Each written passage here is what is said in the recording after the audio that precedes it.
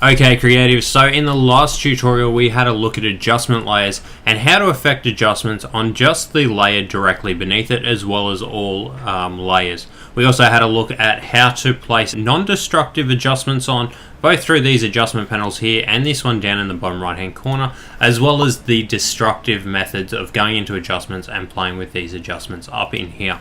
Alright, basically try and use non-destructive unless you know for certain you're not going to need to come back and change it later on. In today's video we're kind of going to be jumping into this rendered and trying to apply these adjustments into an architectural rendering. So I'll leave a link for this image down in the description down below. Basically you can kind of Google it and find it on Google Images, but we're going to start off by putting a hue and saturation layer on it. Again, I'm only going to affect the background, so I'm going to hold down Alt and click on this down in here, and I'm just going to punch up the blues just slightly, and I'm also going to drop our saturation down to maybe 50. Now at the moment it's affecting all of that background image, however I don't want to affect these lighting. So we've got 1, 2, 3 and the corridor, so I'm going to jump in, and you'll notice here our adjustments also have a layer mask like that can be applied to your standard layer. So I'm going to come in here and grabbing our marquee tool by hitting M, I'm just going to grab our marching ants and select them, holding down shift to do multiple selections. Alright, and we're just going to select all of these kind of glass pane areas. I'm only going to do this really quite roughly. Alright, normally I'd mask out this kind of table, but for now it will do. Now holding down Alt, let's go into our layer mask, and we've got our marching ants in there. And I'm going to hit G and just mask each of those out, right? And then we're going to hit Command and D or Control and D on PC just to deselect those. Alright, now we can click on this this circle to go back in, and you can see there that it isn't affecting the lights inside, but it is affecting the light outside. So we've just kind of muted everything just slightly. And now our next kind of tip is to kind of hit Command or Control J, and we're duplicating this. Again, we're going to Alt and only apply it to the background. And the reason I want to duplicate this is to kind of adjust the windows now. So you'll notice that by duplicating it, it's actually doubled the intensity of that previous layer mask.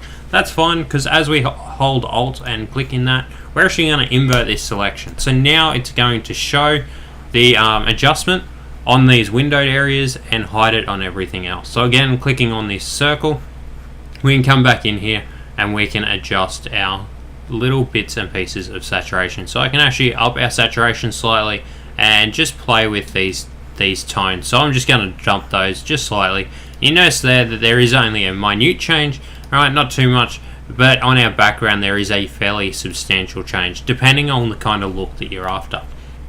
Okay, from here we're going to have a little play with our brightness and contrast, right? And I'm not actually going to manipulate this too much, right, because I actually like the way the image is looking, but just minor changes, okay, can make a big difference. Moving on from this, you can have a look at your levels. Now, if you're not used to seeing histograms, all right, this is the histogram here, this piece in white. Basically, the left-hand side represents all the dark images or the blacks in the image, and the white is all this far one on the right represents all the whites. So you can see there's a fair few little bits of whites here, and it's probably just these bulbs where they're kind of a little bit blown out and over white, which is fine. And by manipulating these, I can make the image darker, and I can also make the image lighter. So this is a really easy way to kind of make some big changes very quickly. So I can just kind of play with these slightly, and again you can adjust the red, greens and blues, or all the red, green and blues in the RGB channel. Alright, there is presets if you guys really want to kind of play with them, so I can lighten it up. But again, I don't really want to do that, so I'm just going to hit Command Z. Moving on from there, you've also got a curves. Now the curves, again, you're going to have a histogram. So you can see the histogram in the back, and this is where we're seeing at the moment for our RGB channel.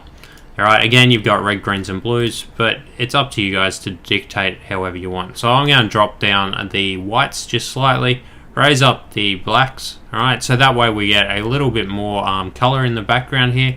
Alright, so you can see it's kind of lightened up the background.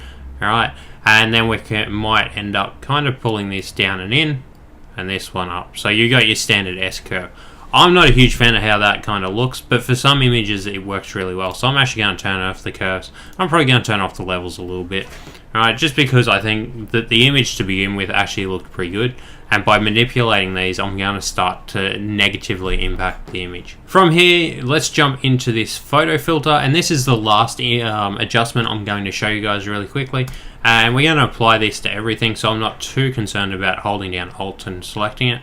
And this has got a few different filters, so you got warming filters, cooling filters, and then a few others. So I'm just going to play with our cooling filters, and you can see here it's just kind of making everything a little bit more blue and cooling things down. Alright, I think that's a little bit too much, so let's just play with these other filters a little bit. And I actually don't mind that LBB one, and you can change the density just slightly. So I'm going to drop the density down to 20, and then in our opacity I'm going to drop this down slightly as well. And again, you can see just a minor change there, but it just changes the overall tone of the image just slightly. Gives it more of a bluey look, more kind of representative of maybe a dawn kind of shot, where you get those blue kind of tones coming through.